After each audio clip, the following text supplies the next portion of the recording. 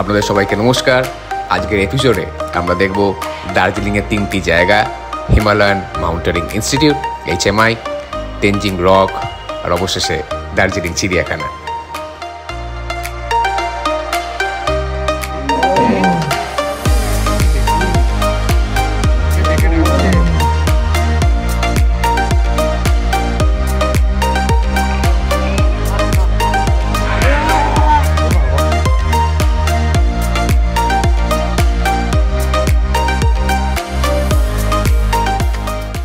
এখন তেনজিং রকের সামনে দাঁড়িয়ে আছি। রক ক্লাইম্বিং শেখানো হয়, আমরা যাবো ওখানে। ওদিক দিয়ে দেখুন বিশাল একটা রক এমনিও পেছনে আছে, দেখাতে পাচ্ছি কিনা জানি না।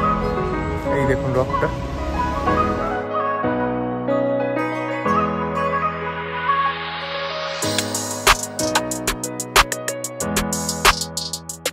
এই তেনজিং রকের যে ন্যাচারালি পাথরের গঠন, এটা কিন্তু অভিযাত্রীদের জন্য ট্রেনিংয়ের অন্যতম কেন্দ্র। এখান থেকেই কিন্তু ট্রেনিং নিয়ে অনেকেই হিমালয়ে জয় করার স্বপ্ন দেখেছিলেন।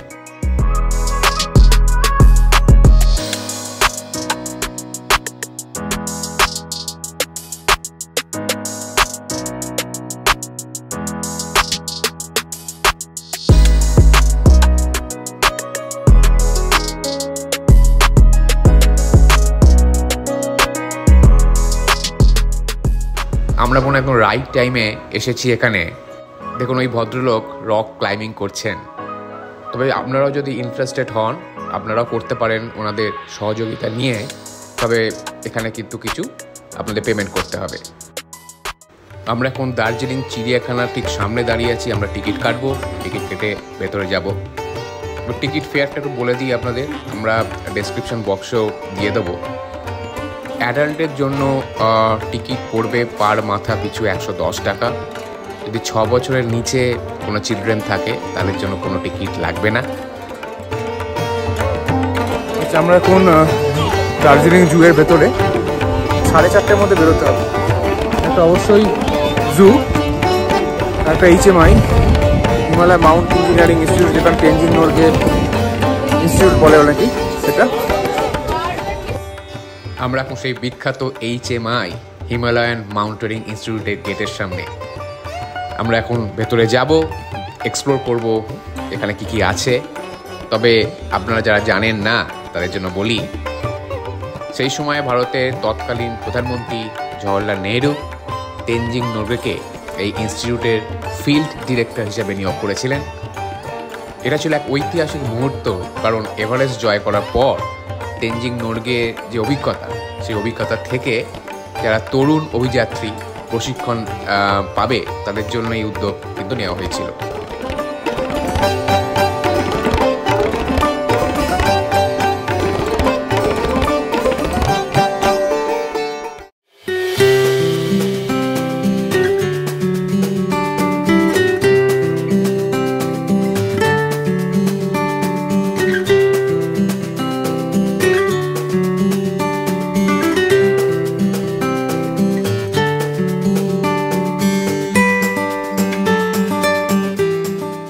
এটাই হলো সেই মিউজিয়াম।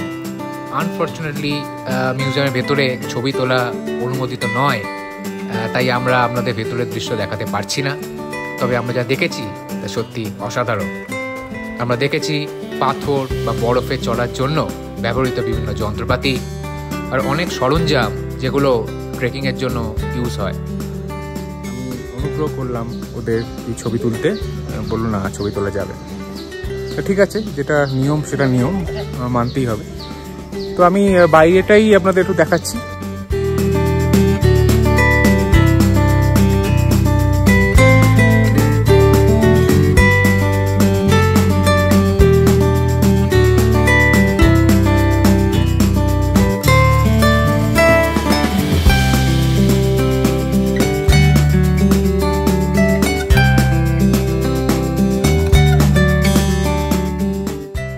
এসব দেখতে দেখতে একটা কবিতা মনে পড়ে গেল, the man who touched the sky.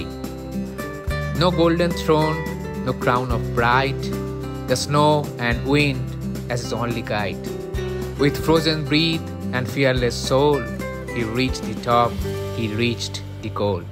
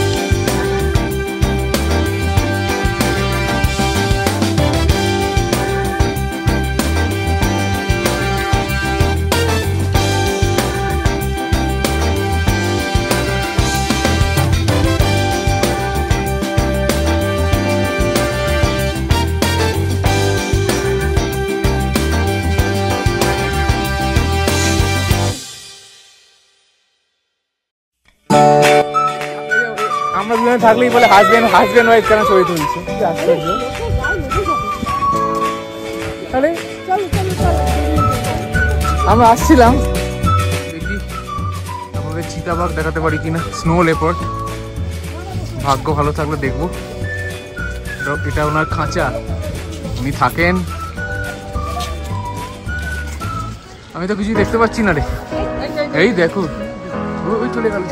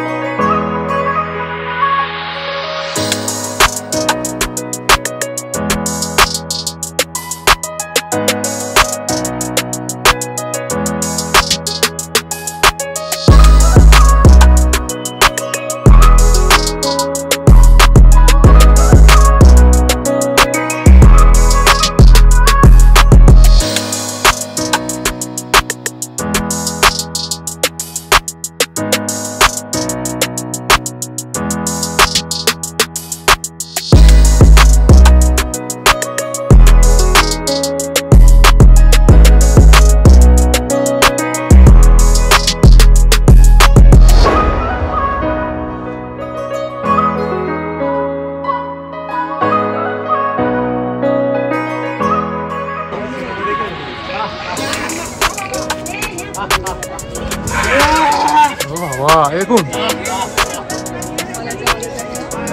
একদম সামনে।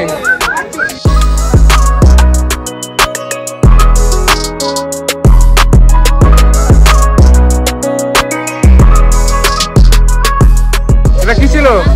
Siberian tiger.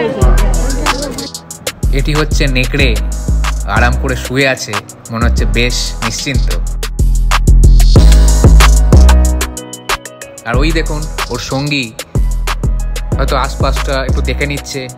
এই প্রাণীগুলো একা নয়, এরা দলবদ্ধভাবেই চলাফেরা করতে পছন্দ করে। ওদের মধ্যে একটা দারুণ বোঝাপড়া দেখা যায়, যেমনটা আমরা এখন দেখতে পাচ্ছি।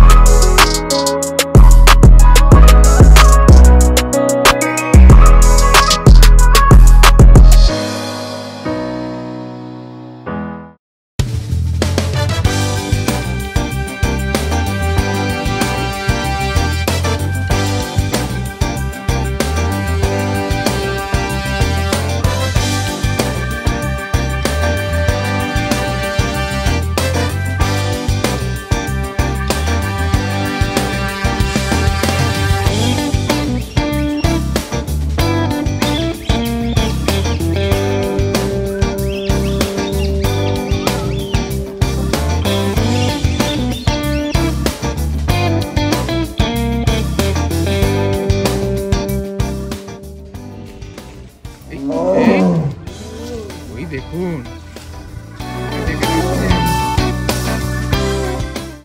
চলুন বিদায় জানাই আজকের এই অ্যাডভেঞ্চারকে। আবার ফিরবো নতুন গল্প, নতুন ভ্রমণে। আমাদের সঙ্গে থাকার জন্য ধন্যবাদ। দেখা হবে পরের এপিসোডে। তুমি দেবজিৎ, আমি অদ্রিতা, আমি অলিতা। আমরা অনেক জায়গায় ঘুরছি আর ঘুরবো, আর সে সমস্ত জায়গা অভিজ্ঞতা আপনার সামনে তুলে ধরবো। যদি এই ভিডিওটা ভালো লেগে থাকে তাহলে লাইক করবেন, আমাদের চ্যানেলে সাবস্ক্রাইব করবেন, আর অবশ্যই নিচের বেল আইকনটা টিপে দেবেন। আর যদি কোনো কমেন্ট থাকে, ভালো মন্দ যাই হোক, অবশ্যই আমাদের লিখে জানাবেন। ধন্যবাদ।